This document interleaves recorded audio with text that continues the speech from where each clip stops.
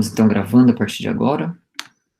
A galera que estiver assistindo no YouTube, espero que estejam todos bem.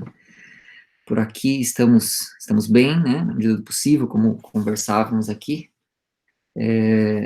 E bola para frente, né? Essa semana, né, o que eu pensei, que eu planejei de conversarmos aqui, de batermos um papo, e minha ideia é que seja mesmo uma conversa, assim, até se pessoal que está aqui ao vivo comigo, se quiserem falar, né, se preferirem só participar pelo chat também, sem problemas, mas conversarmos mesmo sobre essa ideia, né, essa ideia filosófica, né, essa ideia um tanto misteriosa, né, que nós temos e que em algum momento ganha espaço dentro da matemática, que é a noção do infinito, né? O infinito, ele é algo que assim, ele ganha, assim, a gente tem um interesse, né, nós seres humanos, assim, a nossa natureza, ela tem um interesse enorme por questões que se aventuram a, a olhar para o infinito, a encarar para o infinito. Parece que o infinito, a ideia de infinito, ela nos encanta ao mesmo tempo que ela nos assusta, né? E por que que ela chama tanto atenção? Ora, porque o infinito, ele é exatamente tudo aquilo que nós não somos, né? O infinito é aquilo que nós simplesmente jamais teremos condições de experimentar de verdade, assim. A gente jamais vai conseguir carregar o infinito.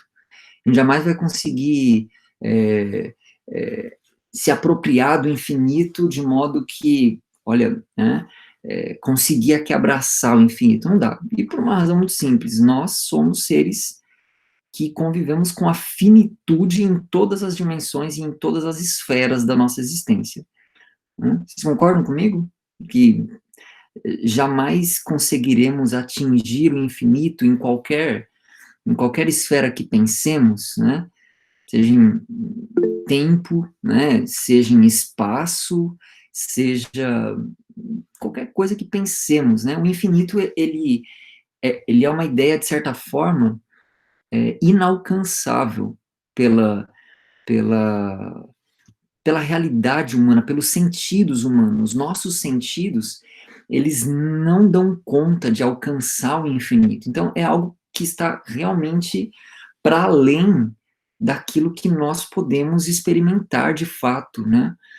E, e até por isso, por ser algo assim tão inatingível e algo que assim de uma magnitude tão assim, né, impressionante, que é algo que nos chama atenção, né? É algo que a gente, de alguma forma, carrega um desejo putz, eu preciso entender esse negócio do infinito, eu preciso, de alguma forma, me aproximar dele o máximo que eu puder, porque ele nos encanta, né? Ele, ao mesmo tempo, como eu falei, ao mesmo tempo que ele nos assusta, ele nos encanta, né?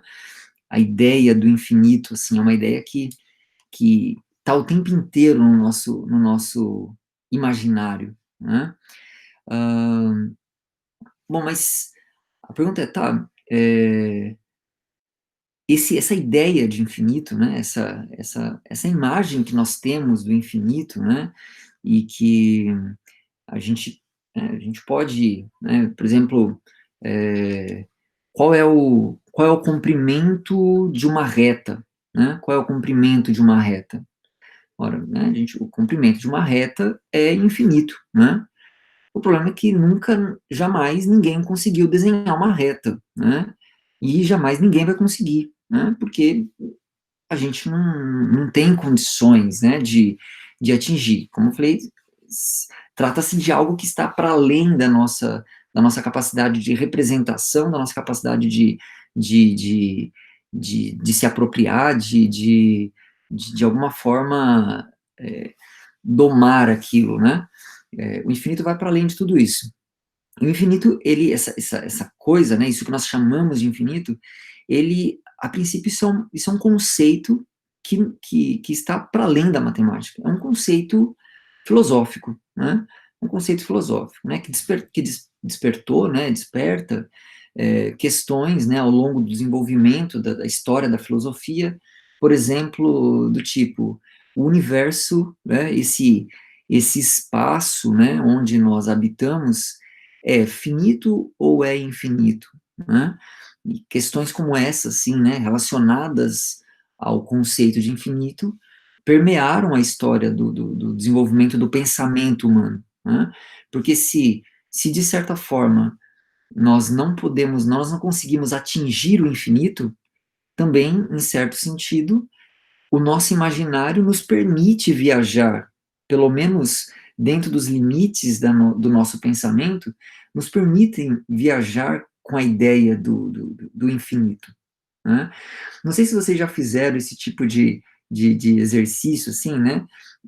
De imaginar, assim, imagine por um momento que você fosse viver para sempre, né?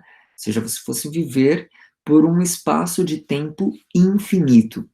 E aí você começa a viajar nessa ideia, assim, na ideia de viver para sempre, por toda a eternidade, viver até o infinito, até o tempo infinito, né? E vocês já fizeram esse tipo de exercício mental, assim? De repente, meu, você começa a dar umas viajadas, fala assim, cara, é um negócio assim, maluco até, né? Você pensa, assim, ventilar questões assim relacionadas ao infinito. E ele está dizendo, Deus me livre, queria isso não, né? Pois é, né? Uma, uma questão interessante, né? Será que gostaríamos de viver, né? Viver para sempre, né? Bom, depende de que realidade estamos falando, né? Mas, assim, é um negócio maluco, mas que, assim, o nosso imaginário, ele permite, ele tem espaço para a gente mentalizar ideias relacionadas ao infinito. Por exemplo, é, embora a gente não consiga desenhar, como eu falei, a gente não consegue desenhar uma reta, porque eu não consigo desenhar essa linha que não tem nem começo nem fim. Mas no nosso imaginário, a gente consegue imaginar isso, a gente consegue conceber esse objeto, né?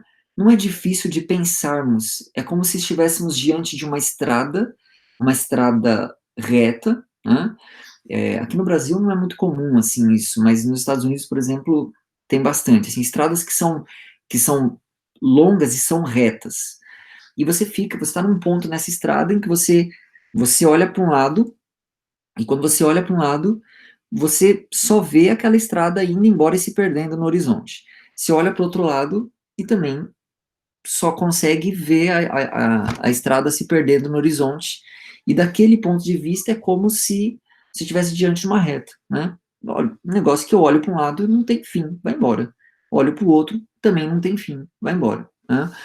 E, então, assim, vocês concordam comigo que, assim, embora nós não consigamos é, desenhar uma reta, né, por ter essa característica de ser de comprimento infinito, não tem nem começo nem fim, mas o nosso imaginário é capaz de conceber esse objeto, né? A gente não tem dificuldade quando a gente fala de uma reta, e quando a gente diz, olha, a reta é infinita para os dois lados, a gente não tem dificuldade de imaginar isso, de projetar isso acontecendo, né? É mais ou menos essa visão, uma estrada que vai embora para lá, não tem fim, vai embora para lá, não tem fim, né? Então, assim, a nossa mente, ela consegue, o nosso imaginário, ele consegue se aventurar, né, nessas, nessas ideias envolvendo o infinito, né? A gente é capaz de mergulhar nosso pensamento nessas ideias. Mas, claro, são ideias que são filosóficas, né? São ideias abstratas, né? O conceito de infinito, ele é um conceito puramente abstrato, né? Pelo fato de que, assim, nós não conseguimos captar com os nossos sentidos, não dá, né? Então a gente está falando de um conceito abstrato. A pergunta é como essa ideia que é tão abstrata, né, tão, assim, inatingível aos nossos sentidos, tão, imprecisa, né, assim, como essa ideia do infinito consegue espaço, consegue entrar na matemática, né? Eh, como é que a matemática consegue lidar com esse conceito e trazer para suas ideias, né, já que a matemática ela preza por essa sua característica de, eh, coerência lógica das suas ideias, né, de ter de caminhar rumo a um formalismo de ideias, a uma definição precisa dos seus objetos, né, como é que, prezando por essas características, a matemática consegue abraçar o conceito de infinito, né? Eh, só assim, pra, assim, a título de informação, vocês têm ideia de quando, ou a partir de quando, o infinito ganhou mesmo ares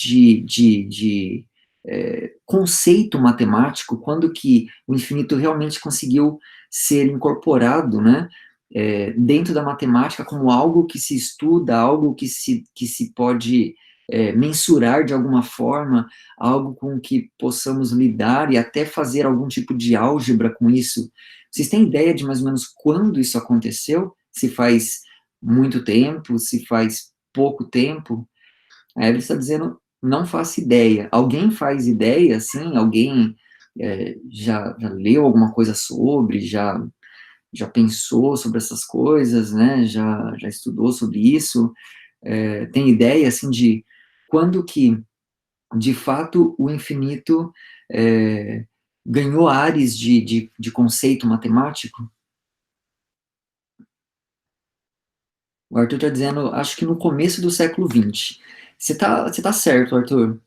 De fato, começou um pouquinho antes, no final do século XIX, com vários personagens, né, mas dos quais tem um que se destaca, um matemático, filósofo alemão chamado George Cantor.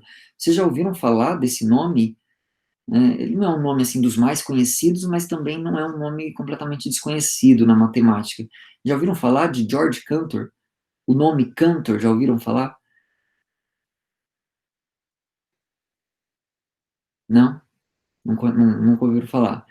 É, bom, o que que esse cara fez? Assim, quando vocês estudaram matemática desde provavelmente ali quinto, sexto ano, acredito eu, que vocês começaram a estudar números naturais, depois números inteiros, né, números racionais, foi assim, né, ali a partir do quinto, sexto ano, não tenho certeza, vocês começaram a estudar matemática a partir desses conjuntos numéricos, foi isso? Ou não se lembram? Foi por aí que começou, nessa época, não? Por aí. O Murilo tá dizendo, vixe, não lembro. Pois é, eu lembro quase nada também. Mas eu me lembro da. Eu estava, na minha época, não era ano, era série, né? Era. Estava na quinta série, estava começando, tinha saído aquela primeira fase, né? O que era chamado de primário antigamente, né? As quatro primeiras séries do ensino fundamental. E aí entrei na quinta série, que é quando a gente sai. Até a quarta série a gente ficava com uma professora só. E aí na quinta série já eram vários professores, então era um salto, né? E eu me lembro talvez tenha sido a primeira aula, ou se não foi a primeira, foi uma das primeiras aulas de matemática. O professor foi introduzir números naturais. E ele introduziu assim, isso me lembro. Me lembro de muito pouca coisa, mas isso eu me lembro. Ele introduziu os números naturais assim. Ele escreveu um N na lousa, colocou uma perninha extra no N, não entendi por quê, para dizer a verdade, e ele escreveu um igual, pôs uma chavinha, e aí ele começou a colocar 0,1,2,3, pontinhos, né? Fechou aquela chavinha, né? E foi exatamente assim que eu fui introduzido ao conceito de número natural. Com vocês, aqueles que lembram, foi assim ou foi diferente? Como que vocês foram introduzidos ao conceito de número natural? Foi assim, né? Pois é, comigo foi assim também. E, e aí, com essa introdução, é que parecido com isso, né, Henrique está dizendo. Com essa introdução, eu fui, então né, iniciado ao conceito de número natural. Só que, na verdade, o que me foi apresentado não foi o conceito de número natural. O que me foi apresentado foi um conjunto, né? Aliás, toda a matemática que eu vi no ensino fundamental a partir da minha quinta série, provavelmente sexto ano de vocês, é, toda ela, e a de vocês certamente não foi diferente, toda ela foi estruturada a partir do que nós chamamos de teoria dos conjuntos, né? Ou seja, o conceito de número natural ele é apresentado a partir da teoria dos conjuntos, ou seja, ele é apresentado como um conjunto, né? Um conjunto de objetos que no caso são números. Conjunto de números inteiros é um outro conjunto. E a gente vai, a partir da ótica da teoria dos conjuntos, é que a gente toma conhecimento, toma contato com esses conceitos. E você pode estar pensando, tá, mas teria outra forma que não essa? Porque afinal de contas eles são realmente conjuntos. Pois é, eles são. Só que essa teoria, né, a chamada teoria dos conjuntos, que deu embasamento à forma como nós aprendemos matemática no ensino fundamental, principalmente a partir do sexto ano, é, ela foi, ela foi assim repaginada, na verdade, né? E ela foi repaginada de modo a ser interpretada a partir da ótica da teoria dos conjuntos, que tinha sido desenvolvida justamente nesse período que o Arthur mencionou, fin, final do século XIX e início do século XX. Agora me digam, se essa ideia, né, se essa teoria, a teoria dos conjuntos, demorou tanto para ser desenvolvida, é claro que não se trata de algo super intuitivo, super assim que apela às nossas experiências concretas, muito pelo contrário, né, é algo altamente abstrato. E a partir do final dos anos 60, a matemática abraçou toda essa matemática moderna que tinha sido acabado de ser desenvolvida e repaginou o seu ensino desses conceitos básicos a partir da teoria dos conjuntos. E, bom, por que eu estou dizendo tudo isso? Porque foi graças ao desenvolvimento da teoria dos conjuntos que o conceito, que a noção de infinito ganhou espaço de maneira mais formalizada dentro da matemática. Então, é porque a teoria dos conjuntos se desenvolveu que o infinito conseguiu ganhar espaço na matemática enquanto um conceito formal, né? Então, e isso se deveu, em grande medida, a esse matemático alemão que eu mencionei para vocês, chamado Georg Cantor, né? E, e então é com ele que o infinito começa a ganhar espaço, né? Ou que ele começa a ganhar esse formalismo, né? Cantor, por exemplo, ele vai fazer classificações de tipos de infinito, né? É, quer dizer, ele vai dizer o seguinte, olha, existem infinitos que são maiores do que outros tipos de infinitos. Aliás, vocês assim, acreditariam nisso que eu acabei de falar, ou vocês questionam isso, assim, vocês acham que isso não é verdade? Quer dizer, infinito é infinito e pronto, né? Você acha que infinito é infinito e pronto, ou tem infinitos que são maiores do que outros infinitos? O que vocês acham? Você acha que tem infinito que consegue ser maior do que outro infinito? Ou infinito é tudo igual? É o que você acha mesmo, assim, não é o que o que a sua intuição, o que a sua impressão te diz em relação a isso, assim, né? Pensa nessa ideia de infinito que a gente tem, né? Será que tem como ter um infinito que consegue ser maior do que outra coisa que também é infinita, né? O que vocês acham?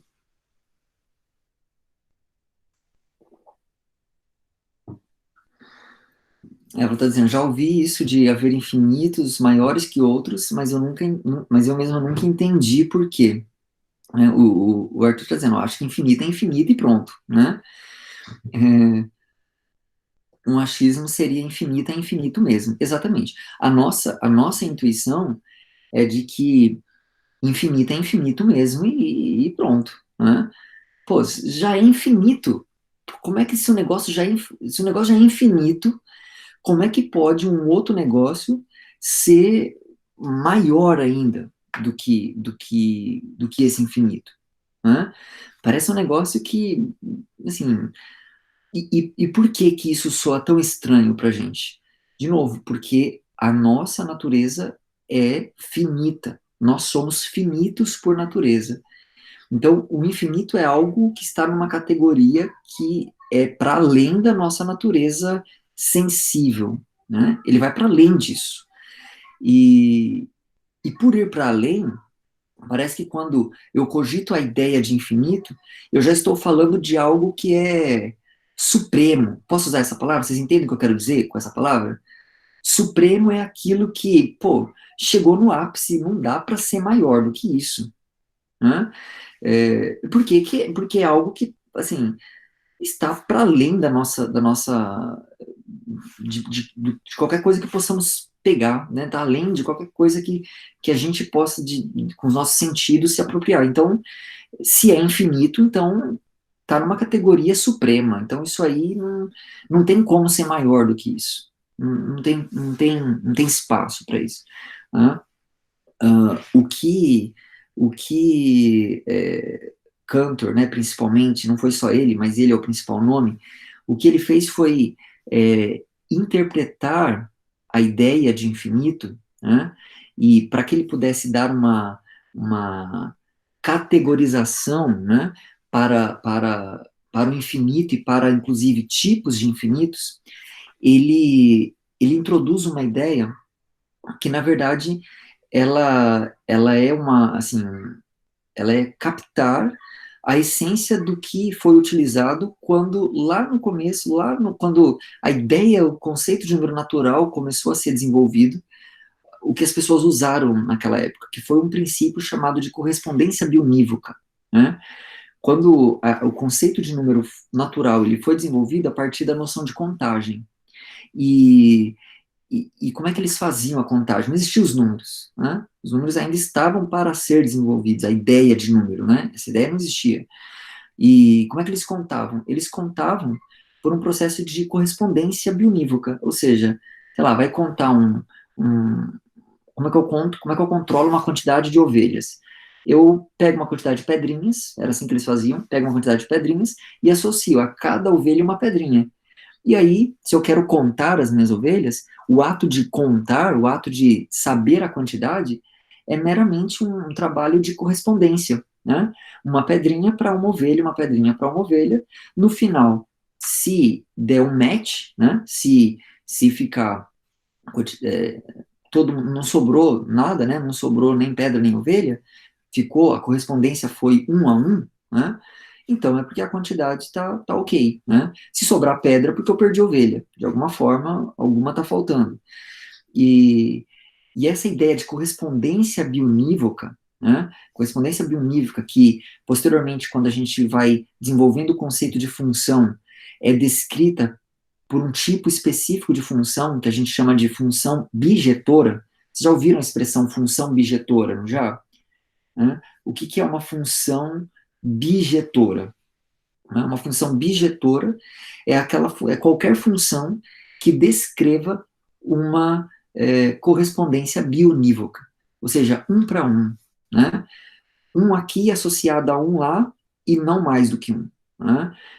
Todo mundo aqui associado a um único aqui e todo mundo aqui é associado a um único lá. É como se eu pudesse ir e voltar. Né? Isso é correspondência bionívoca. Exatamente, Évila. É o que aqui é sobrejetora e injetora.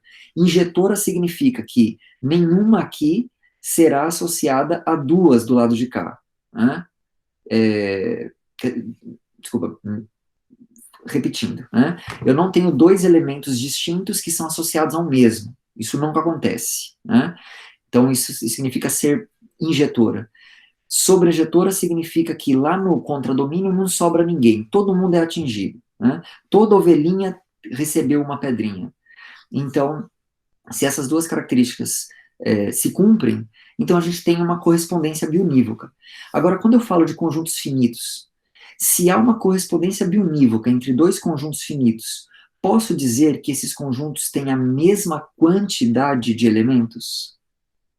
Posso dizer isso? O que vocês me dizem? Posso dizer que eles têm a mesma quantidade de elementos? Entenderam a ideia? Eu tenho um conjunto de pedrinhas, um conjunto de ovelhas. Estabeleci uma correspondência bionívoca. Uma pedrinha associada a uma única ovelha e vice-versa. Uma ovelha associada a uma única pedrinha. Vocês concordam que a quantidade de pedrinhas deverá obrigatoriamente ser a mesma quantidade de ovelhas? Vocês concordam com isso? Ou não? O que me dizem? Sim. Hã? Sim. E para conjuntos finitos, então, fica um critério bom para você saber, quer dizer, como é que eu sei se dois conjuntos têm uma mesma quantidade de elementos? Bom, claro, eu posso contar os dois, né? Eu conto o primeiro conjunto, eu contei, tem um 17. Conto o segundo conjunto, contei, tem 17. Lógico, eles têm a mesma quantidade de elementos, né? Mas uma maneira alternativa de dizer se eles têm a mesma quantidade de elementos é estabelecer uma correspondência bionívoca. Estabelecer uma correspondência um a um, né? Um elemento daqui com um elemento de lá. Se essa correspondência bionívoca existir, é porque eles têm a mesma quantidade de elementos. Qual foi a sacada desses caras que estavam ali, né, trabalhando essas questões envolvendo o infinito? O problema é que aqui eu estou falando de conjuntos finitos, mas e quando um conjunto for, ou melhor, quando dois conjuntos forem infinitos? Quando dois conjuntos forem infinitos, né? Então imaginem, você tem um conjunto formado por, sei lá, qualquer coisa, né? E outro conjunto, então dois conjuntos com uma quantidade infinita de objetos dentro deles, certo? Claro, na matemática, e via de regra, esses objetos serão números, né? Então eu tenho um conjunto aqui, outro conjunto lá. Os dois têm uma quantidade infinita de elementos, tá bom? A pergunta é, como saber se eles têm a mesma quantidade de elementos? Como saber se eles têm a mesma quantidade de elementos? Ora, contar não dá, né? Se um conjunto tem uma quantidade infinita de elementos, eu jamais vou poder contar a quantidade de elementos que tem lá. Eu vou começar a contar e eu vou ficar contando a vida inteira e não vou, se eu passar a minha vida inteira contando, no final da minha vida eu ainda terei contado uma quantidade finita de elementos, né? Porque somos finitos. E então a pergunta é, se eu tenho dois conjuntos com uma quantidade infinita de elementos, como saber se eles têm uma mesma quantidade de elementos ou não? Aí a sacada foi, usa a ideia da correspondência bionívoca, dos pastores lá da antiguidade, que a ideia que eles usavam para controlar suas quantidades de ovelhas, né? Faz correspondência bionívoca, ou seja, se eu tenho dois conjuntos infinitos, e se eu consigo estabelecer uma correspondência um a um, ou seja, um elemento aqui associado a um único lá e vice-versa, vocês concordam que faz todo sentido dizer que eles têm a mesma quantidade de elementos? Vocês concordam com isso? Né? Então, essa ideia de correspondência bionívoca, ela passa a ser o critério para responder essa pergunta. Tem a mesma quantidade de elementos ou não? Né? Se tiverem uma correspondência bionívoca, então é porque tem a mesma quantidade de elementos. Né? Se não, é porque as quantidades são diferentes. Né? Então, vamos imaginar por um momento que infinito é infinito mesmo e pronto, só tem um tipo de infinito. Então, se só tem um tipo de infinito, vocês concordam que qualquer conjunto que tem uma quantidade infinita de elementos, ou melhor, quaisquer dois conjuntos que tenham quantidades infinitas de elementos, necessariamente terão a mesma quantidade de elementos? Não sei se ficou um pouco confuso a minha frase, mas até se ficou, peço que vocês me digam para eu tentar reformular. Mas a ideia é o seguinte: suponha que só exista um tipo de infinito, tá bom? Suponha que a nossa tese é infinito e ponto final. Não existem vários tipos de infinito, existe um tipo só. Né? Se só existe um tipo de infinito, então, se dois conjuntos têm infinitos elementos, é porque a quantidade de elementos de cada um deles é representada por esse tipo único de infinito. Logo, eles necessariamente terão a mesma quantidade de elementos. Né? O Guilherme está dizendo aqui, assumindo que infinito é infinito, sim. Né?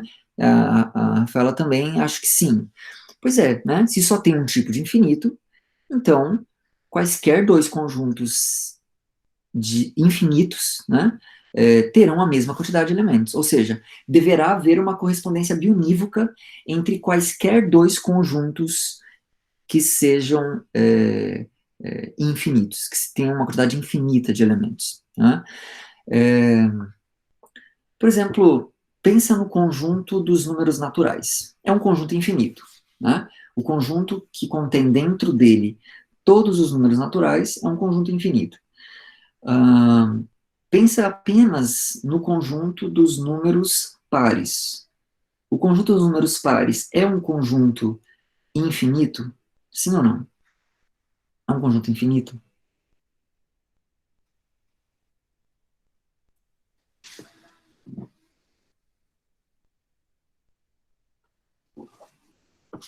Sim, né? 2, 4, 6, 8, 10, 12 e vai embora. Infinito. Em qual conjunto tem mais elementos? Dos números naturais ou dos números pares?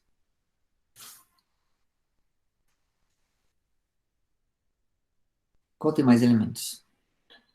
Se, se essa pergunta estiver sendo feita pela primeira vez para vocês, provavelmente, assim, a resposta que coça da gente falar, qual é?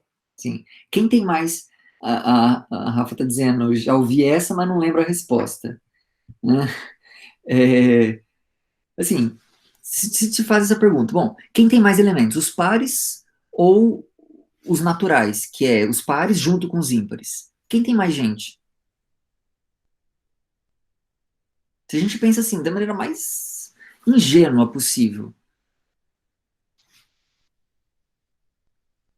o Marcelo está questionando, né? Os dois são infinitos? Sim, os dois são infinitos. Mas quem parece, pelo menos, ter mais elementos? Os naturais ou os pares? Diria os naturais. Não é, não é assim intuitivo dizer isso de cara, mas lógico. O conjunto dos números naturais tem o dobro de elemento do conjunto dos pares. Por quê? Os naturais são formados pelos pares e pelos ímpares. Então, se eu pegar só os pares, vai ter menos gente, vai ter metade da galera que se eu juntar os ímpares e formar os naturais. Né? Pois é, mas aí é quando o conceito de infinito começa a pregar peças na gente.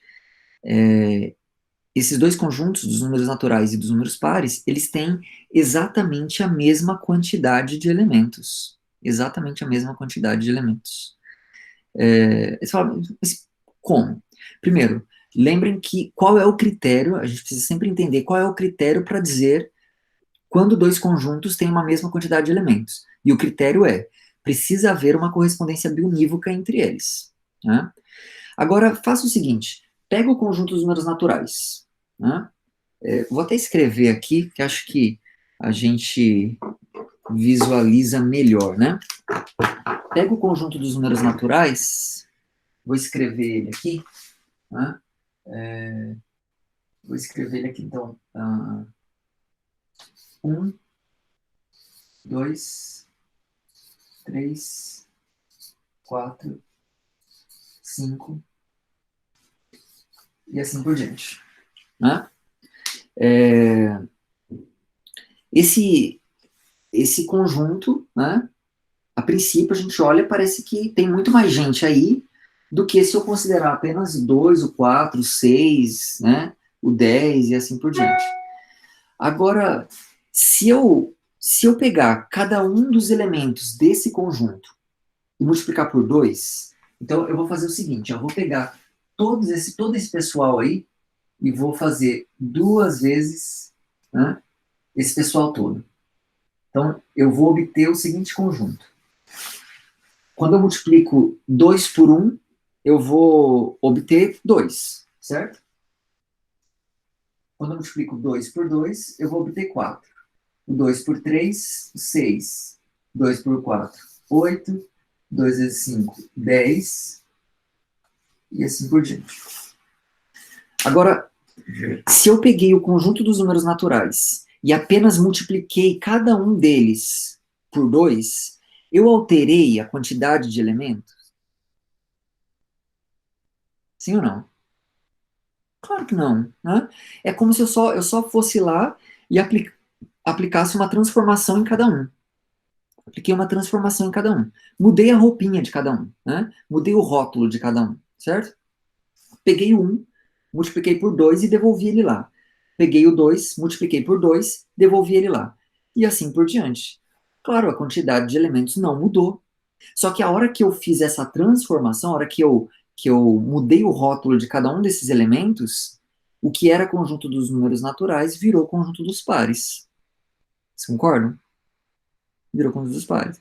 Portanto, quem tem mais elementos? Os naturais ou os pares? Qual então é a resposta? Quem tem mais elementos? Eles têm a mesma, exatamente a mesma quantidade de elementos. A mesma quantidade de elementos. Existe uma correspondência bionívoca entre eles. Tá, e quem é a função que faz a correspondência bionívoca entre os naturais e os pares? É a função que pega um número natural n e leva no dobro dele, 2n. É essa operação que eu fiz aqui, né? A função que pega n natural e leva em 2n é a correspondência bionívoca entre os naturais e os pares, né? Vamos ver se vocês pegaram o espírito da coisa. Quem tem mais elementos? O conjunto dos naturais ou o conjunto dos múltiplos de 100? O conjunto formado por 100, 200, 300, 400, 500. Quem tem mais elementos?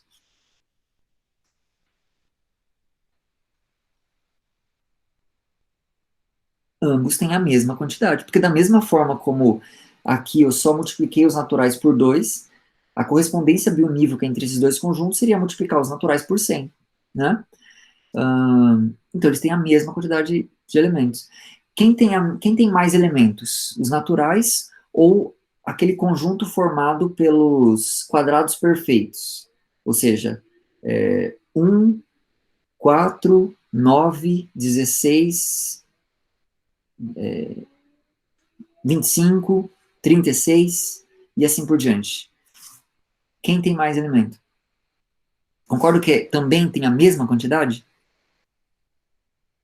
Mesma coisa, né? Por quê? É como se eu só pega o conjunto dos números naturais, o 1 multiplica por ele mesmo, o 2 multiplica por ele mesmo, o 3 multiplica por ele mesmo. Exatamente, é só elevar ao quadrado. Eleva ao quadrado todo mundo. De novo, estabeleci uma correspondência bionívoca entre os naturais e os quadrados perfeitos. Portanto, tem a mesma quantidade de elementos. E aí você fala, pô, então realmente acha que infinito é infinito mesmo e pronto, acabou, né? Não, não parece? Pô, parece então que só tem mesmo um tipo de infinito. Pois é, o problema é que aqui a gente está falando de números naturais. Se a gente incluir os inteiros, se a gente colocar os negativos, a gente vai perceber que, ainda assim, é possível estabelecer uma correspondência bionívoca entre os naturais e os inteiros, né?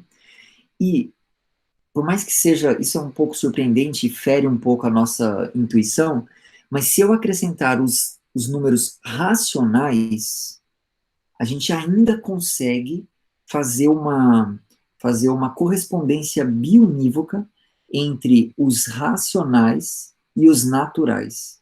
Ou seja, eu consigo trocar as roupinhas dos números naturais e fazer uma correspondência bionívoca entre os números naturais e os números racionais.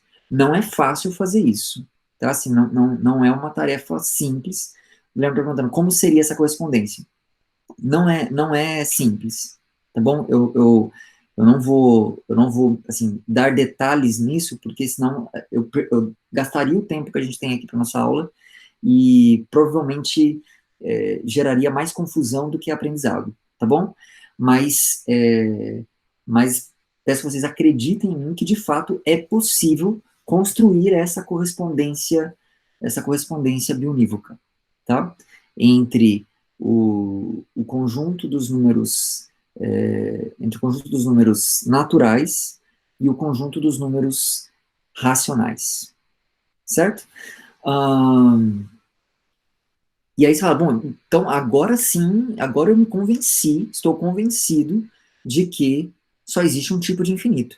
Se até o conjunto dos racionais tem a mesma quantidade de elementos, a mesma quantidade infinita de elementos que o conjunto dos números naturais, então acho que só existe um tipo de infinito mesmo.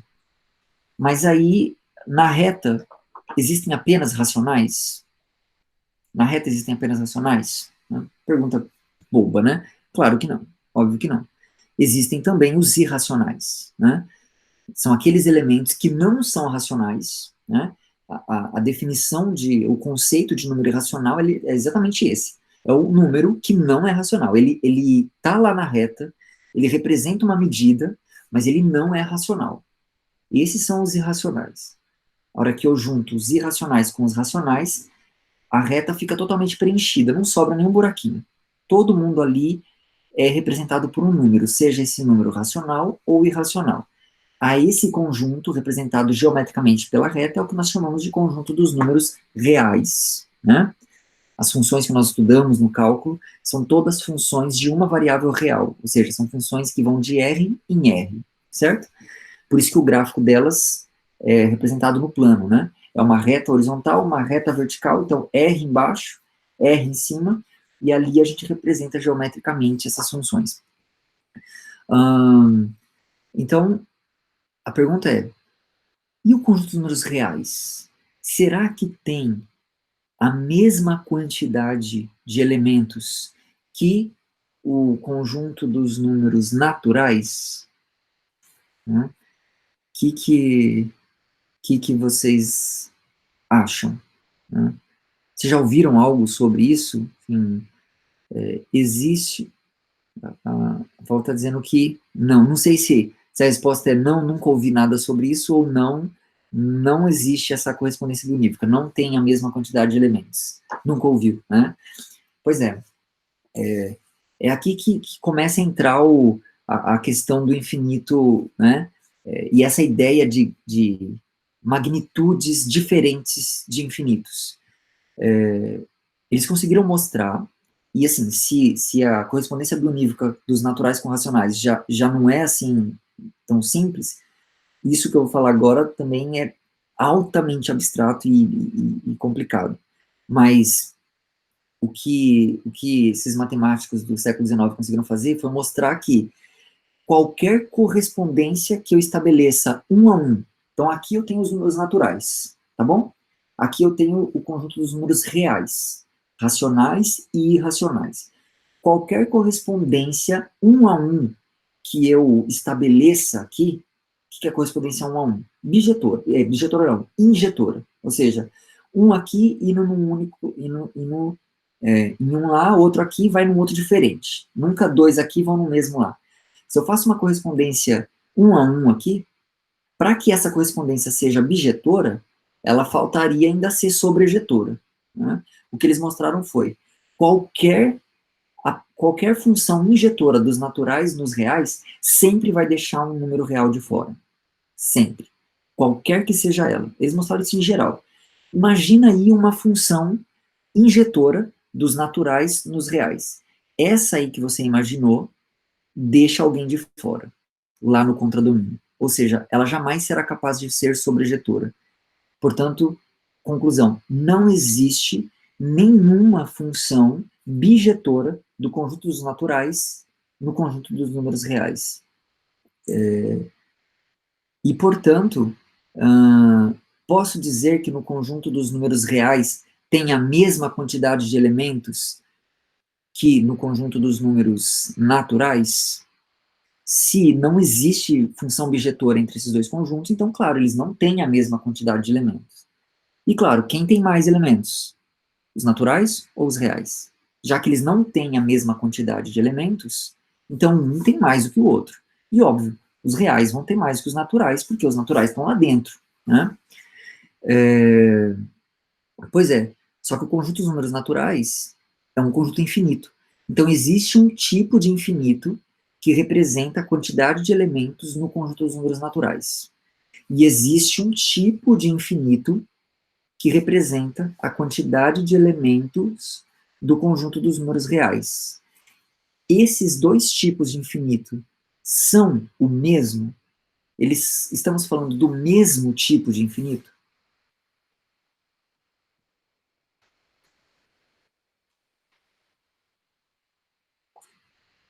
Sim ou não? Um infinito que representa a quantidade de números reais que existe. E outro infinito que representa a quantidade de números naturais que existe. Ora, se esses conjuntos não têm a mesma quantidade de elementos, é porque eles serão representados por infinitos diferentes, por infinitos de tipos diferentes. Então, o fato de eles terem conseguido mostrar esse fato evidenciou para a gente que, putz, sim, existem infinitos maiores do que outros infinitos.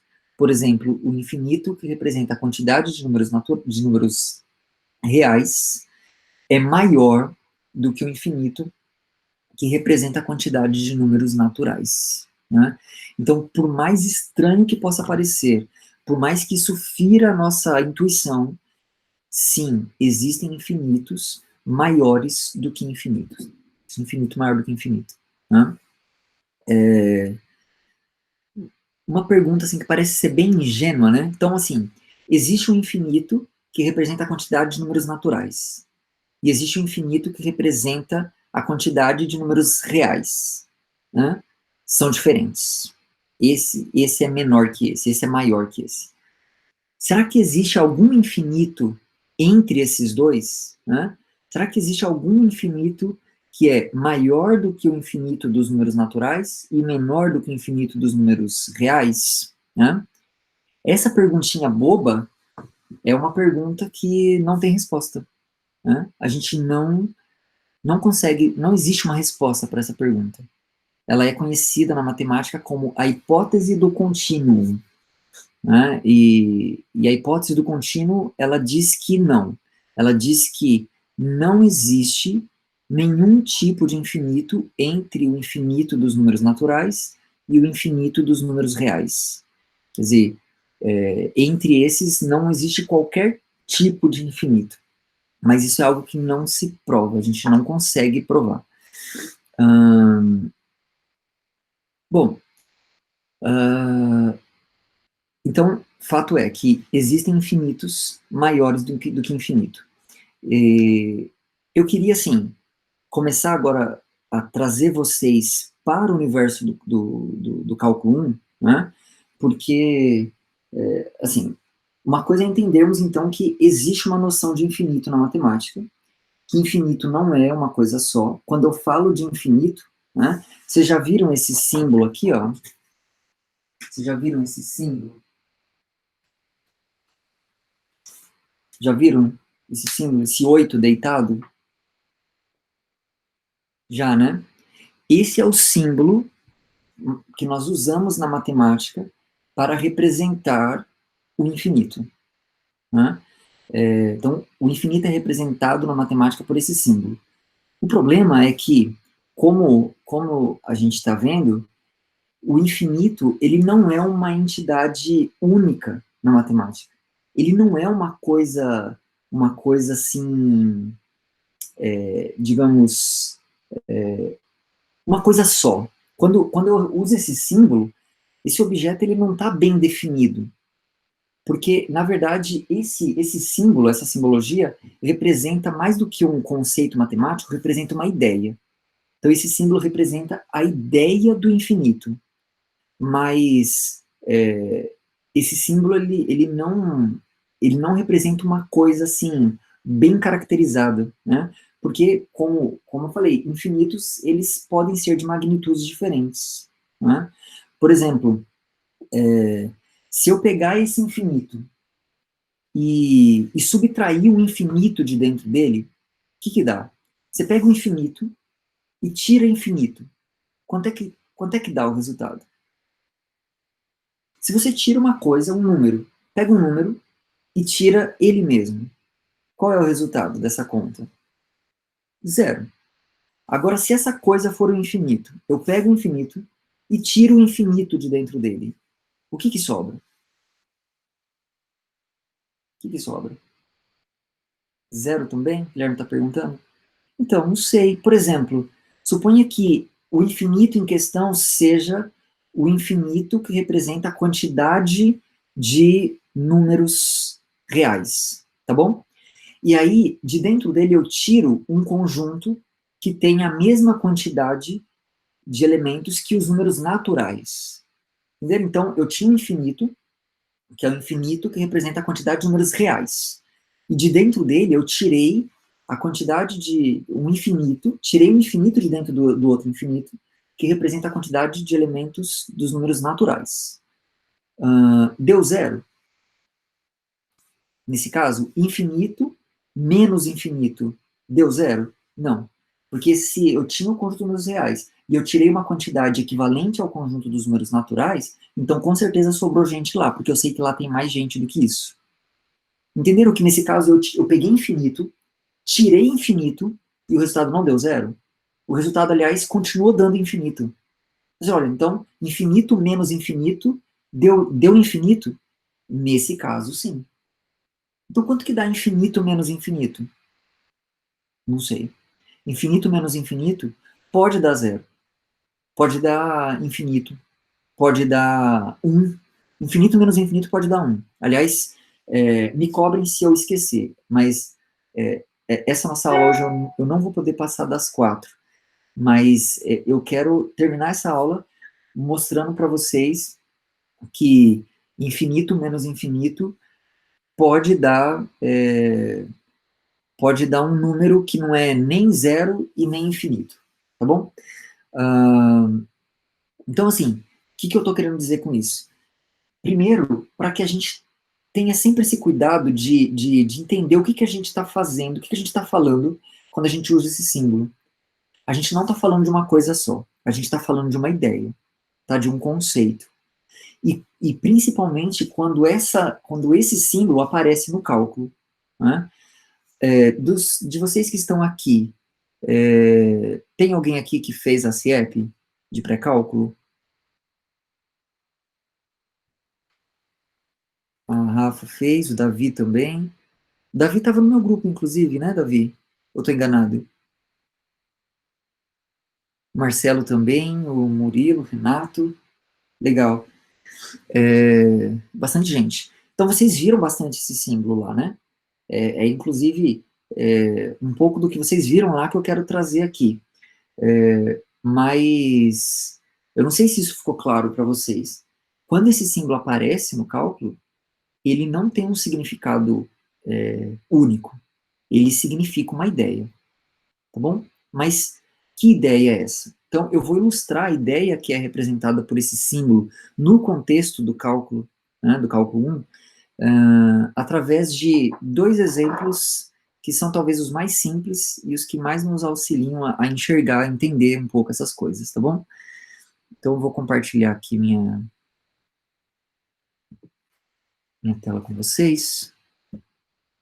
Tenho aqui uma página do GeoGebra. Tá aparecendo aí, né? Estão visualizando, gente? No GeoGebra? Beleza. Então, que função que eu vou considerar aqui com vocês, né? A função é a seguinte. Essa função aqui, f de x igual a 1 sobre x. Né? Bom, o que essa função tem de interessante, o que ela pode elucidar para a gente relacionado a essa questão do infinito no cálculo, né? Bom, essa função, o domínio dela a gente sabe, qual é, né? Função 1 sobre x, os valores reais que a gente está autorizado a calcular nessa função são todos os valores de x que não sejam zero. Todos os valores reais, todos os números reais, com exceção do zero, né? O único problema dessa função, o único bug que dá nessa função é quando o x é igual a zero, porque daí a gente vai ter 1 sobre zero, que não tem um significado matemático definido. Certo? Não, a gente não sabe o que significa isso. Né? Mas, deixa eu ver qual foi o ponto aqui que eu peguei. Aqui. Então, assim, eu não sei, eu não tenho como calcular a função 1 sobre x no x igual a zero. Mas eu posso calcular 1 sobre x se x for sei lá, 0,1. Não posso? Posso calcular 1 dividido por 0,1? Sem problemas, né? Ou tem problema? Eu só não posso no zero, né? Se eu quiser calcular f de 0,01, tem problema?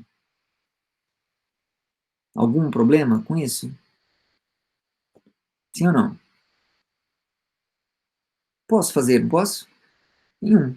Se eu quiser calcular 1 dividido por 0,00000000001, posso? Ou não, aí você já chegou perto demais do zero, agora não pode. Claro que pode, né? Só não pode no zero, né? Só não pode no zero. Mas posso em qualquer outro cara, por mais próximo de zero que ele esteja, né? Agora, o que acontece... Então, aqui, vocês estão conseguindo ver esse ponto A, aqui sobre o gráfico de 1 sobre x? Eu vou pegar esse ponto A e vou fazer... Esse ponto A, ele é do tipo x 1 sobre x, né? Ele está sobre o gráfico. E eu vou fazer o x começar a chegar perto de zero, né? O que vai acontecer, né? Quando o x começa a chegar perto de zero, então, ó, a, a abscissa desse ponto A, né, a primeira coordenada, está chegando cada vez mais perto aqui, ó, do zero, certo? E o que a gente observa que acontece com a ordenada desse ponto? Né? O que está acontecendo? À medida que eu vou me aproximando de zero, eu vou me aproximando da abscissa do ponto de zero, o que acontece com a ordenada? Ó, até sumiu aqui agora, né? Foi lá para cima. Vocês conseguem me dizer? Você percebe o que acontece? À medida que eu mando x para zero, o que acontece com os valores de 1 sobre x? Aqui, claro, eu estou mandando x para zero, mas com valores positivos, né? Eu estou me aproximando de zero pela direita. O que acontece com os valores de 1 sobre x? Qual é o comportamento que a gente percebe aqui?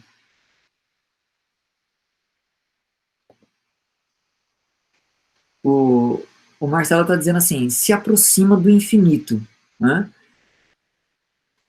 Assim, não, é bastante intuitivo essa frase que o Marcelo disse. Vocês concordam, né? Parece que quando eu mando x para zero, pela direita, o pontinho parece que ele vai caminhando sobre o gráfico de 1 sobre x e ele vai subindo, né? A ordenada dele, a altura dele ali no gráfico, vai, como o Marcelo diz, se aproximando do infinito. Agora, a pergunta é, o que significa se aproximar do infinito? Entende que essa é uma questão, né? Quer dizer, o que significa se aproximar do infinito? Porque o infinito ele é essa ideia, né? É essa ideia meio misteriosa, meio inatingível. Se ele é inatingível, como é que aquele pontinho A ali, que vocês estão vendo passear pelo gráfico de 1 sobre x, como é que esse pontinho pode se aproximar do infinito? Esse pontinho pode se aproximar do infinito? Ah, está dizendo, e isso que é complicado. Pois é aí que está o negócio. Quer dizer, será que dá para se aproximar do infinito? Né? a verdade é que esse pontinho A, à medida que eu vou chegando cada vez mais perto de zero, ele vai sempre assumir um valor finito. Vocês concordam que 1 sobre x, por mais que eu pegue lá x igual a 0,0000, coloque 1 milhão de zeros. Eu coloco 1 milhão de zeros e ponho um 1 no fim. E aí faço 1 dividido por esse número. Esse número vai dar gigantesco, né? Na verdade, vai ser 1 seguido de 1 milhão de zeros. É um número gigantesco. Mas ainda será finito. Vocês concordam comigo? Que o número 1 seguido de 1 milhão de zeros, vocês concordam que esse número é finito? Mesmo sendo absurdamente grande, ele ainda é finito? Concordam ou não? Sim, né? Ele ainda é finito, né? Pô, mas então o que significa se aproximar do infinito? Entende qual que é a questão? O que significa se aproximar do infinito se, por menor que seja, por mais próximo de zero que esteja x, 1 sobre x sempre será um número finito, né? Se ele é finito, então ele não está perto do infinito. Algo que é finito, faz sentido dizer que está perto do infinito? A distância de qualquer número finito ao infinito sempre será infinito, né? Qual é a distância do número 1 seguido de 1 milhão de zeros até a ponta da reta, né? Até o infinito?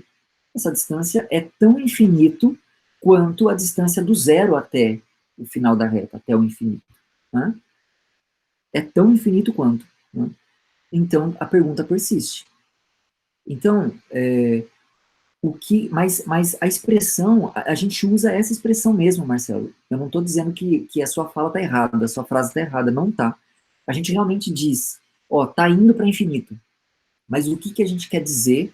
Então, isso que precisa ficar claro. O que nós queremos dizer quando dizemos que algo vai para o infinito? Nós estamos dizendo que essa quantidade, ela está assumindo valores cada vez maiores. Cada vez maiores. Então, quando o x se aproxima de zero, os valores de 1 sobre x, eles assumem valores cada vez maiores. Cada vez maiores. Quando isso acontece, a gente vai dizer que, né, a gente vai usar essa expressão, ó, isso aí está tendendo para o infinito. Então, o que significa tender para o infinito?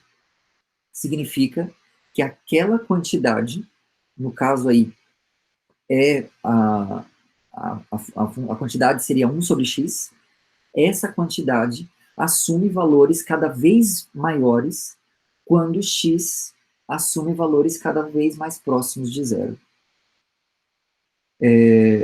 Vocês concordam que quando x assume valores cada vez mais próximos de zero, os valores de 1 sobre x ficam cada vez maiores?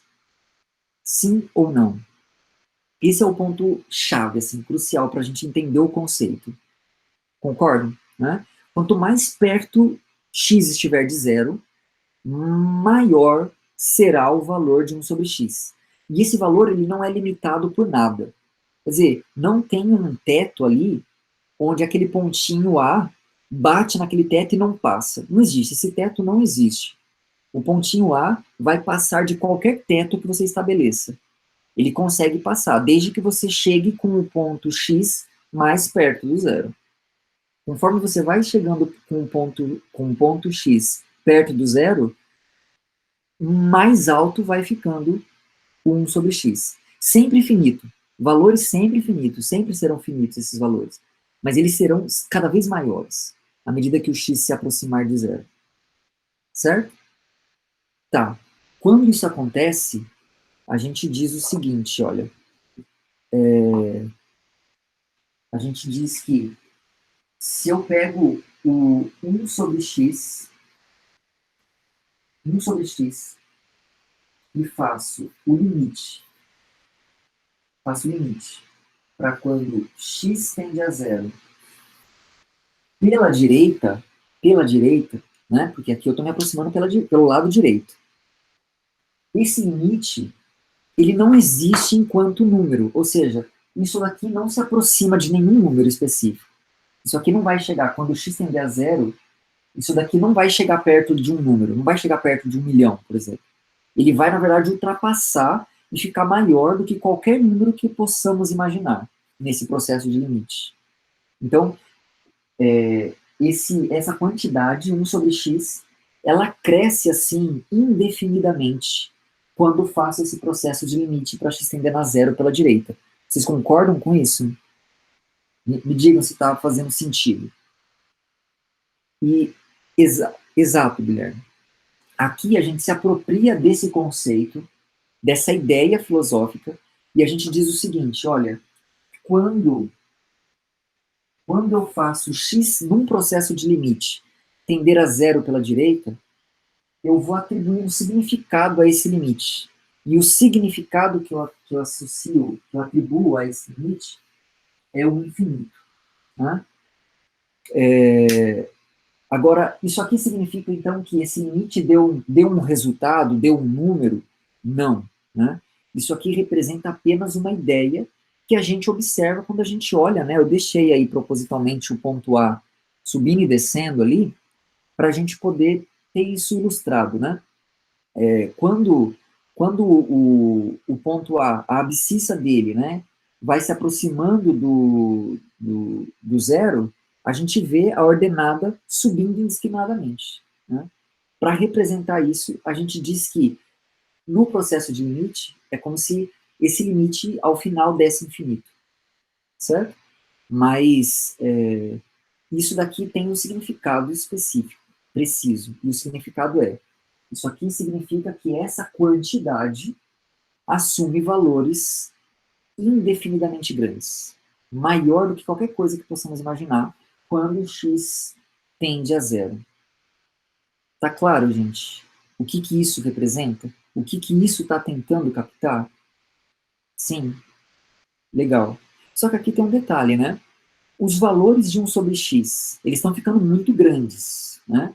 Mas qual é o sinal deles quando o x tende a zero pela direita? E a gente está vendo aí no desenho do gráfico, qual que é o sinal?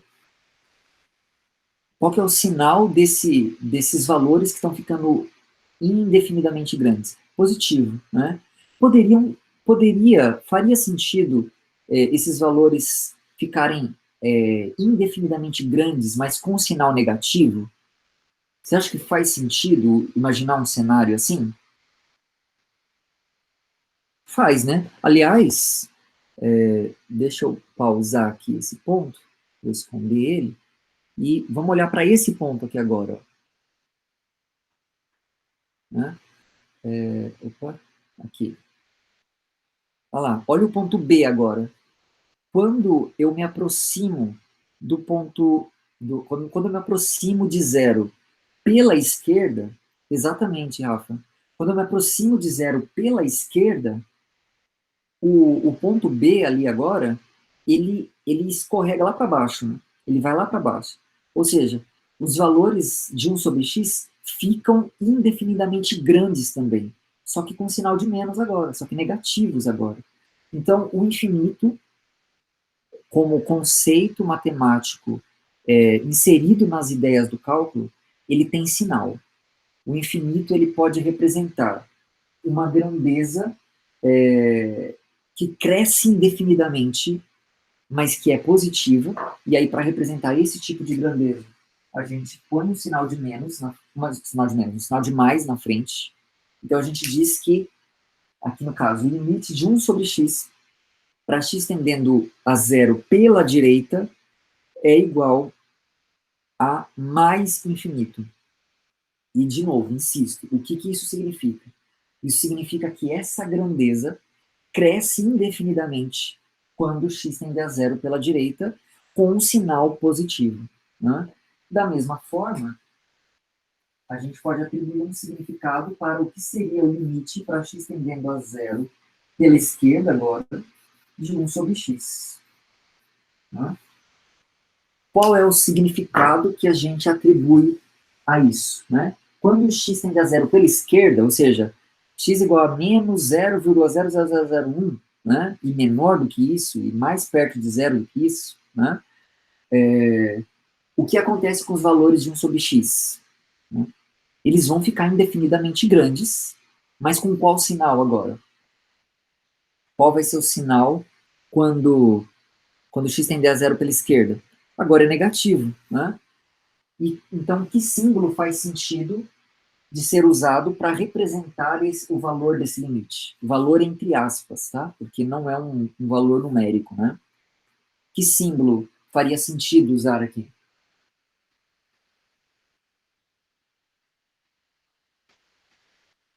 Que nome a gente poderia dar para o resultado, o cálculo desse limite aqui? Menos infinito, né? Menos infinito, claro. Né? Menos infinito. Então, assim, significa então que quando x tende a zero pela direita, 1 sobre x se aproxima do infinito? Nós podemos usar essa expressão, se quisermos, né? Mas o que isso significa de fato é essa quantidade assume valores cada vez maiores. Cada vez maiores. Tá bom? Então, quando nós olharmos para esse símbolo, quando esse símbolo aparece para a gente no cálculo, a gente tem que entender que ele está representando uma grandeza, tá bom? A gente tem que olhar para o símbolo de infinito no cálculo de uma forma dinâmica. Isso não é algo estático. O símbolo, quando eu olhar para o mais infinito, eu tenho que olhar para ele e enxergar uma grandeza, enxergar uma quantidade que varia. Só que essa quantidade varia assumindo valores indiscriminadamente grandes e positivos.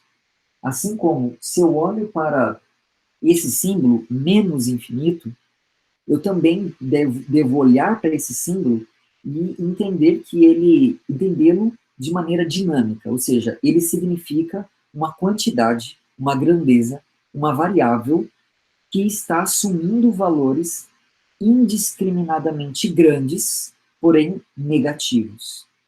Tá bom? Então, esses símbolos, eles não têm um significado estático, eles têm um significado dinâmico, eles representam quantidades. É exatamente nesse sentido que a gente usa. Então, por exemplo, o mais infinito, ele pode representar a grandeza 1 sobre x quando x tende a zero pela direita. Né? Mas ele também pode representar outras coisas. Ele também poderia representar, se eu fizer, por exemplo, limite para x tendendo a zero de 1 sobre x ao quadrado. Quanto que dá isso? Quanto que dá limite para x tendendo a zero de 1 sobre x ao quadrado? Então, deixa eu parar aqui de novo. Vou tirar isso daqui, tirar esse. Aqui está a função g de x igual a 1 sobre x ao quadrado.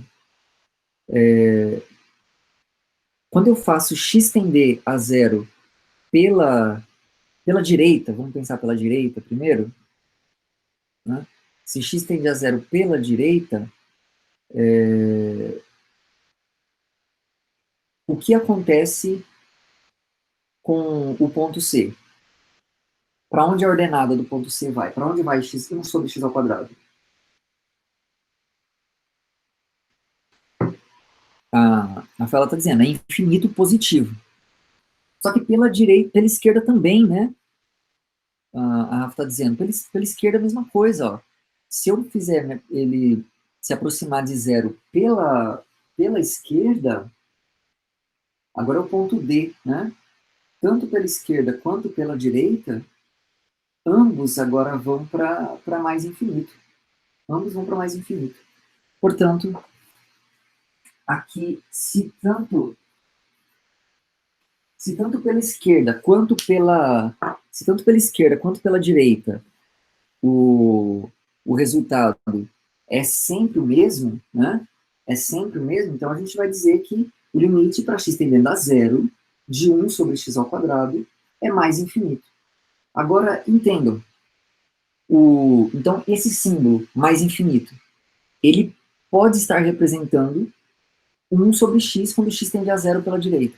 Mas ele também pode estar representando 1 sobre x ao quadrado quando x tende a zero. Percebem o caráter dinâmico desse símbolo? Ele não representa uma coisa única. Ele representa uma ideia. Ele é a representação de algo dinâmico.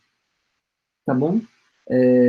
Exatamente, qualquer número ao quadrado é positivo, né? Por isso que fica, dos dois lados, ele vai para mais infinito, né? Então, essa é a primeira coisa, assim, talvez uma das coisas fundamentais que a gente precisa ter em mente quando a gente fala de limites envolvendo o infinito. É que o símbolo de infinito que a gente usa nesses limites, ele não representa uma coisa única, tá? Ele não representa uma coisa estática, ele representa uma ideia dinâmica, uma ideia de algo, uma grandeza, uma variável que cresce indefinidamente, né?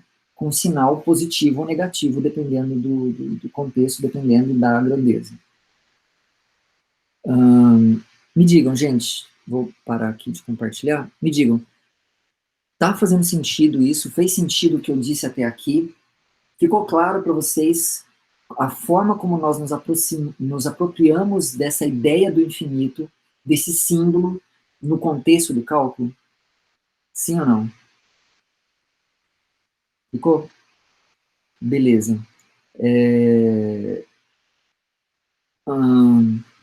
Que bom, que bom.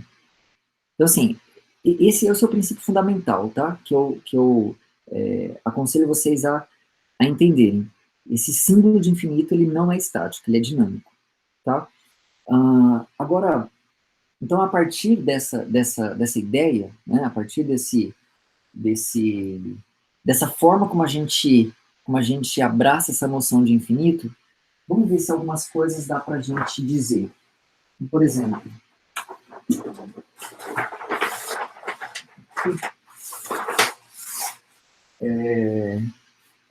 se eu tenho um mais infinito,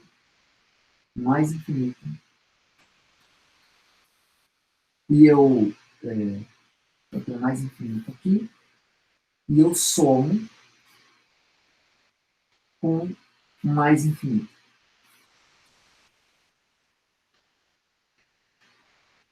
Quanto dá isso? Quanto que dá isso? Conseguem, assim, lembrando que o que a gente entende quando a gente escreve esses símbolos, tá? O que significa isso daqui? Isso aqui significa uma grandeza, uma variável, né? Uma quantidade que está crescendo indefinidamente com sinal positivo. Aqui representa uma outra quantidade, não precisa ser a mesma. Isso que é o negócio, tá? Que às vezes causa uma confusão danada na nossa cabeça, né? Que a gente consegue desfazer, a gente entender esse caráter dinâmico. Esse símbolo e esse não são o mesmo símbolo? Sim ou não? São o mesmo símbolo? O símbolo que está aqui e o que está lá não é a mesma coisa? É ou não é? O símbolo é o mesmo. Agora, o que esse símbolo representa não é necessariamente a mesma coisa que esse símbolo representa. Não sei se isso está ficando claro para vocês. Essa é a ideia do caráter dinâmico que eu estou falando para vocês. Embora seja o mesmo símbolo, eles representam coisas que podem ser diferentes. A única coisa que elas têm em comum é essa característica de assumir valores cada vez maiores. Faz sentido isso para vocês, gente? É aquela coisa de que, assim, existem sim infinitos diferentes, infinitos de tipos diferentes. Então, esse infinito pode estar representando uma coisa e esse representando outra coisa. Mas a questão é, independentemente do que eles estejam representando, eu sei que aqui é uma quantidade que está crescendo indefinidamente com sinal positivo, aqui é outra quantidade que está crescendo indefinidamente com sinal positivo. O que você acha que vai acontecer com a soma dessas duas quantidades? Ou tem algum valor que faça sentido na sua cabeça da gente escrever ali na frente dessa igualdade? Tem algum valor que faça sentido? Sim ou não? Mais infinito. Todo mundo concorda? Concordam que faz sentido dizer que o resultado dessa soma aqui é mais infinito? Faz sentido para todo mundo isso? Sim ou não? Faz sentido? Por quê? Porque, olha, você tem uma grandeza que está crescendo indefinidamente. E aí você soma com outra grandeza que também está crescendo indefinidamente. O resultado disso é uma nova grandeza. Né? E essa nova grandeza, ela cresce indefinidamente? Sim ou não? Peguei uma que cresce, né, loucamente, somei com outra que também cresce loucamente, e o resultado dessa é uma nova grandeza.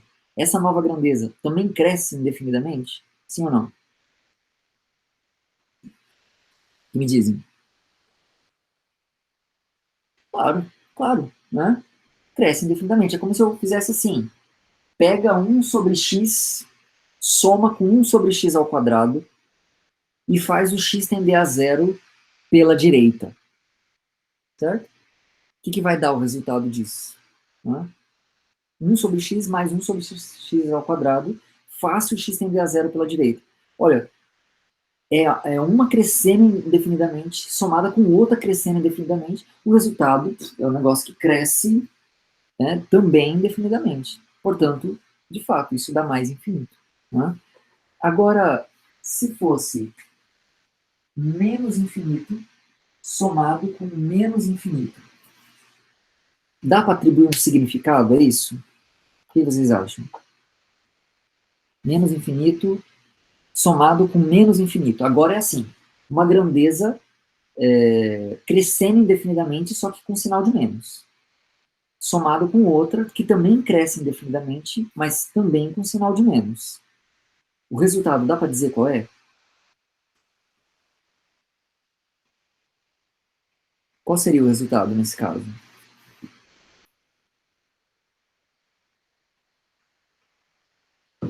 Exatamente, menos infinito. Né? É como se eu fizesse assim, x tendendo a zero pela esquerda, eu faço 1 sobre x, mais 1 sobre x ao cubo. Né? 1 sobre x ao cubo. E o x assumindo valores cada vez menores, cada vez mais próximos de zero, desculpe, negativos. E 1 sobre x vai assumir valores grandões, só que negativos. 1 sobre x ao cubo, valores também grandões, maiores ainda, aliás, com um sinal negativo. A hora que eu somo esses dois números negativos, vai dar um número maior ainda com o sinal de menos. É o famoso, se o sinal é o mesmo, você soma e conserva o sinal, né? Assim, portanto, a soma dessas duas quantidades indefinidamente grandes e negativa será uma quantidade indefinidamente grande e negativa também. Né? Então perceba como assim a gente começa a estabelecer uma álgebra com os infinitos. Né? Uma álgebra com os infinitos. Se eu pego, por exemplo, o mais infinito ou menos infinito, tanto faz, e somo com um número real, vou chamar de C, né? C aqui é um número real.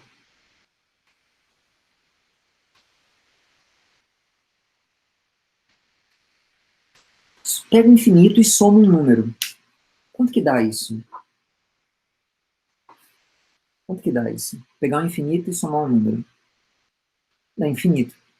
É aquela coisa, você não consegue fazer o infinito virar finito apenas tirando uma parte finita dele. Isso nunca vai ser possível. Né? Então aqui, o resultado disso é mais ou menos infinito. Né? Mais ou menos infinito. Se eu pegar o infinito, se eu pegar mais infinito,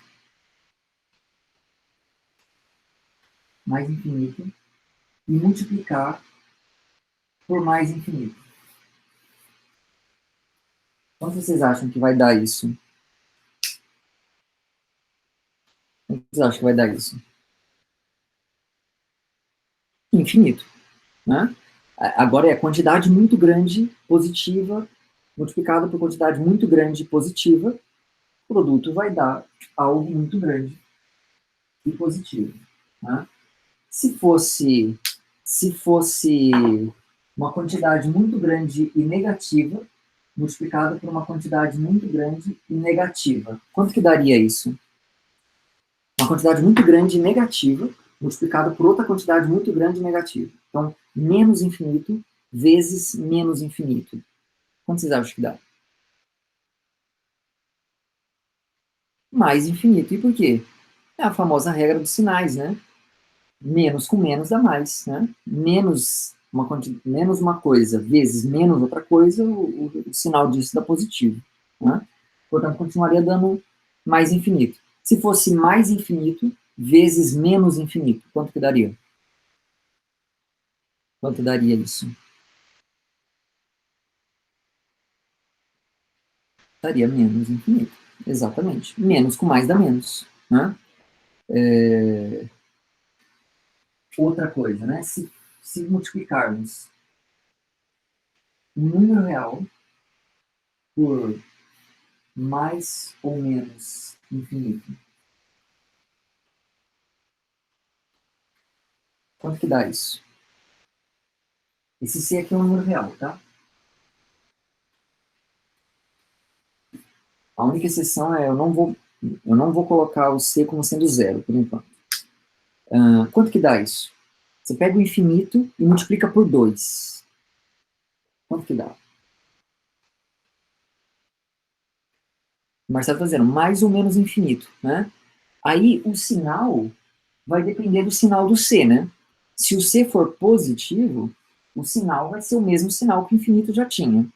Se o C for negativo, então se eu pego, por exemplo, mais infinito e multiplico por menos 2, concorda que o resultado vai dar menos infinito? Né? O sinal da constante, o sinal do número real influencia no sinal do infinito. Né?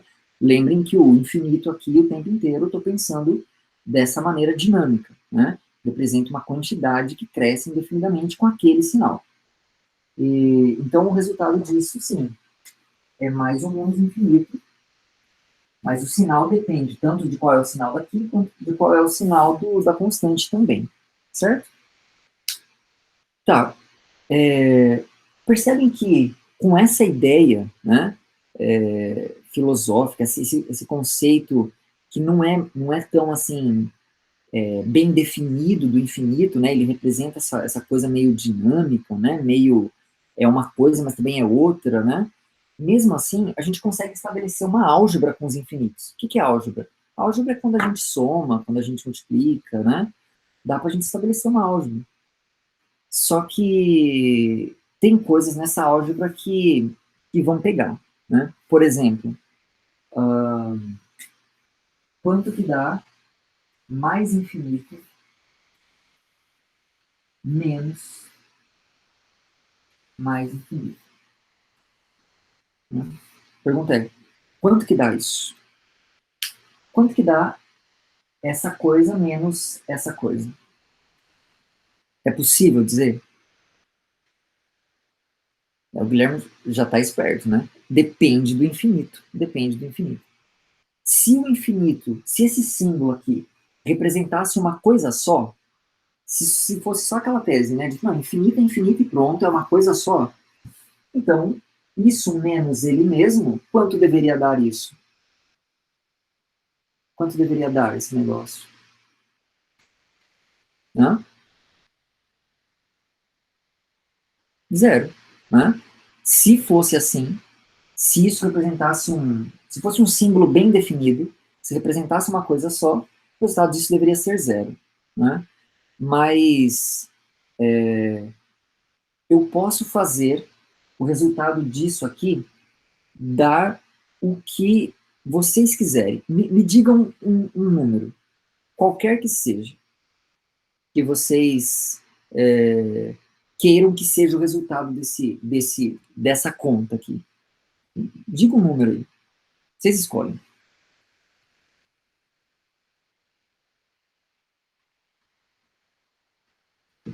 Um. Marcelo botou um. Beleza, 1. Quer ver como mais infinito menos mais infinito pode dar 1? Então, lembrem, esses dois símbolos representam quantidades que crescem indefinidamente com sinal positivo. Não esqueçam disso, tá? Então, eu vou tomar esse primeiro mais infinito aqui como sendo isso daqui, ó. Então, isso daqui para mim vai ser limite, né, para x tendendo a zero, pela direita, vou pôr pela direita, tá? De, vou colocar assim, ó, 1 sobre x mais 1. Primeiro, eu quero que vocês me digam, vocês concordam que isso daqui é uma possível expressão que pode ser representada por esse símbolo? Né? Em outras perguntas, quanto dá esse limite? Quando x tende a zero pela direita, para onde vai 1 sobre x mais 1? Para onde vai 1 sobre x mais 1? Para infinito. Para infinito. Né? Beleza, isso vai para infinito. Agora, eu vou colocar aqui nessa expressão, vou pôr aqui menos 1 sobre x. Tá bom? Agora, dentro desse segundo parêntese aqui, essa expressão 1 sobre x, quando x tende a zero pela direita, para onde vai 1 sobre x? Para onde vai 1 sobre x?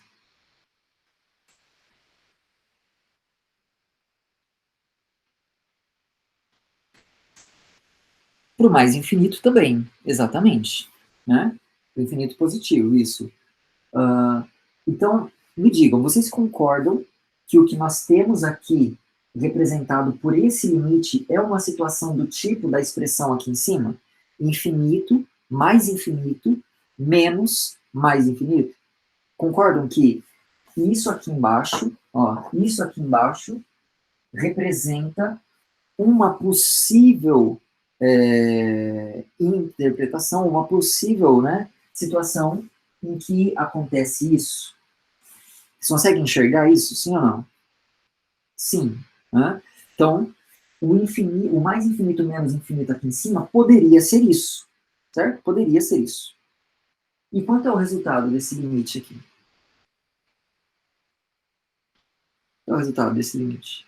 Lembra que quando a gente vai calcular um limite, a gente opera algebricamente aquela expressão entendendo que se trata de números e só depois a gente aplica o processo de limite. Se eu opero algebricamente aqui, o que a gente vai fazer é um cancelamento aqui, né? Cancela esse 1 sobre x com menos 1 sobre x que tem lá, e o resultado disso vai dar 1. Ou seja, quanto deu mais infinito menos mais infinito nesse caso? Nesse caso deu 1, não deu? Concorda? Deu 1. A pergunta é, vai dar 1 sempre? O que vocês acham? Será que então eu posso pegar e dizer, então mais infinito menos mais infinito é igual a 1? Porque, olha, deu 1. Não necessariamente, né, Guilherme? Assim, tá, esse daí deu 1. Mas se fosse assim, ó, se fosse 2 aqui, lá daria 2. Né? Aí, pô, então não, então mais infinito menos mais infinito não é 1, não, é 2, porque deu 2 agora. Tá, mas se eu quisesse que o valor desse limite desse 538, dá para fazer ele dar 538? Dá ou não dá? Dá, claro. Troca o 1 que eu tinha antes por 538. Pronto. Dá para fazer dar zero? Dá para fazer dar zero? Dá para infinito menos infinito dar igual a zero? Dá também. Tranquilo, nenhum problema, né? Dá para infinito menos infinito dar infinito? Será que dá para isso acontecer? Infinito menos infinito igual a, a infinito? Dá também, né? Como, né? Poderia ser infinito menos infinito igual a infinito. Por exemplo, assim, ó. Limite x tendendo a zero pela direita de 2 sobre x menos 1 sobre x. Quanto que dá esse limite? Bom, primeiro, né? 2 sobre x, quando x tende a zero, isso aqui é infinito, é mais infinito. Menos 1 sobre x, quando x tende a zero, isso aqui também é mais infinito. Então aqui eu tenho infinito menos infinito. Só que o infinito menos infinito, nesse caso, dá quanto? Dá quanto? Dá infinito, né? Porque 2 sobre x menos 1 sobre x é 1 sobre x, né? E o limite de 1 sobre x é infinito. É mais infinito. Se eu tivesse colocado 2 aqui e o 1 aqui, o valor do limite seria menos infinito. Então, a pergunta continua, né? Quanto dá isso? Quanto dá infinito menos infinito?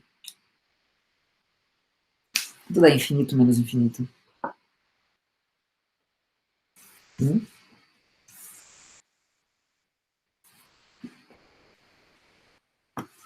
Qual é a resposta? A gente viu que pode dar 1, pode dar 2, pode dar 538, pode dar mais infinito, pode dar menos infinito. Se pode dar tudo isso, é porque qual é o valor dessa expressão? Qual é o valor dela? Quando na matemática uma expressão pode significar ou pode representar uma infinidade de valores, é porque qual é o valor dela? Hum? Qual é o valor de zero sobre zero?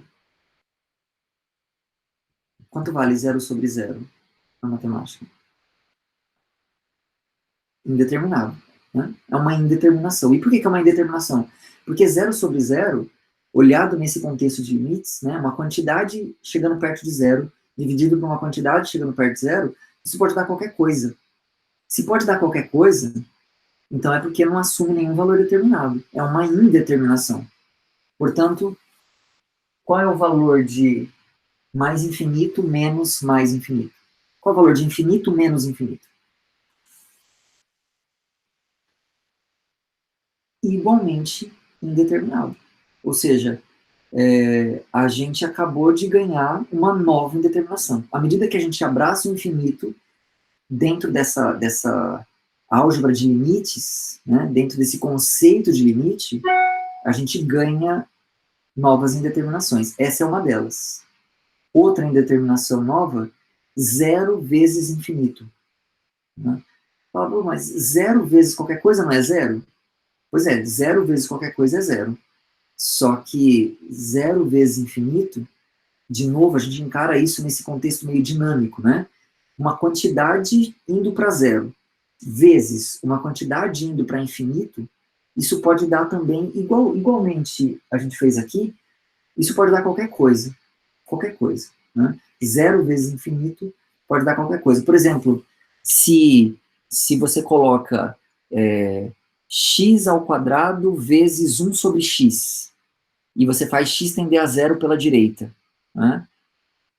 X ao quadrado vezes 1 sobre x ao quadrado, quando x tende a zero, vai para zero. 1 sobre x vai para mais infinito. Então a gente tem um zero vezes infinito. Nesse caso, zero vezes infinito daria zero. Né?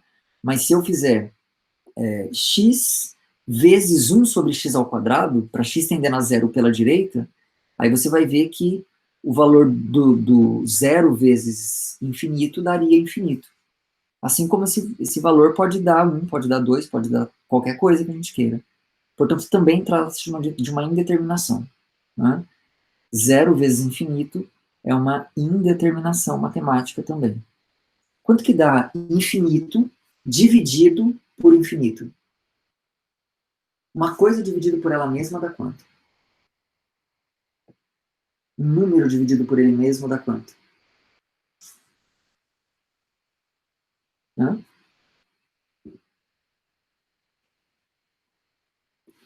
Se for número, dá 1.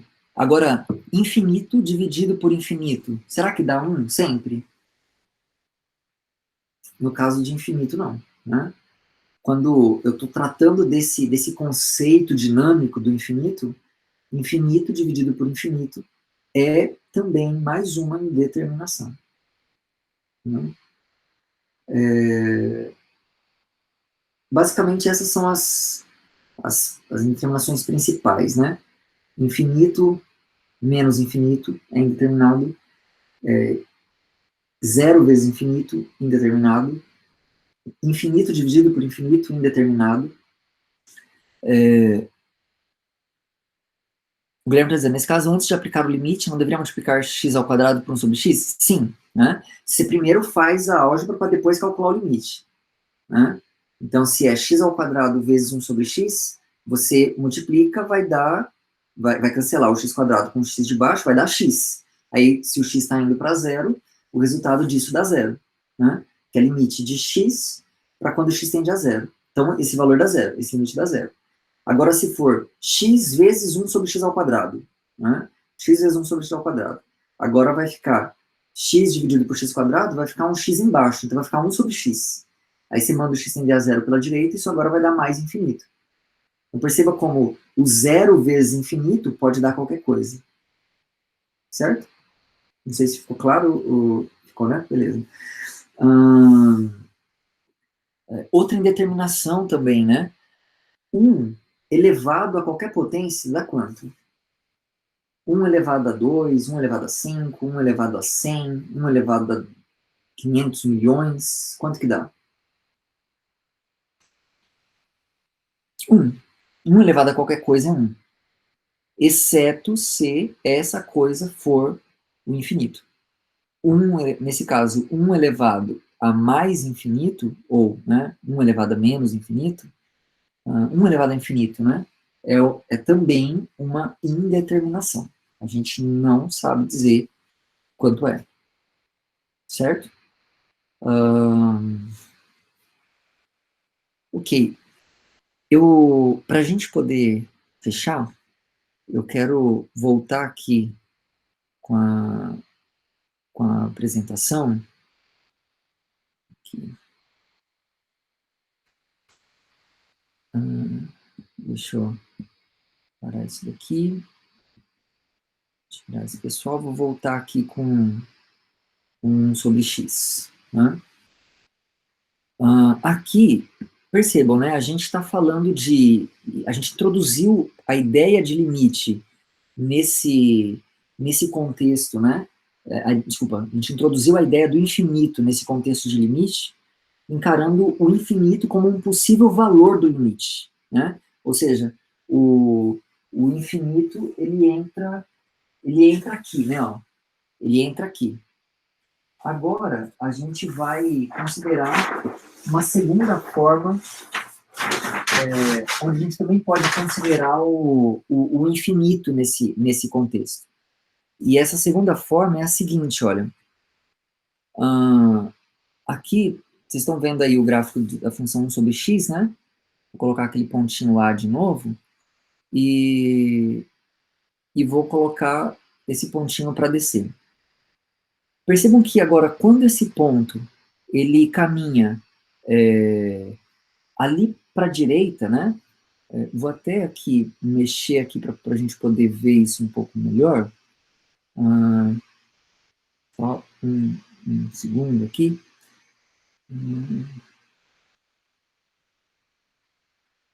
Aqui. Vou colocar aqui 10.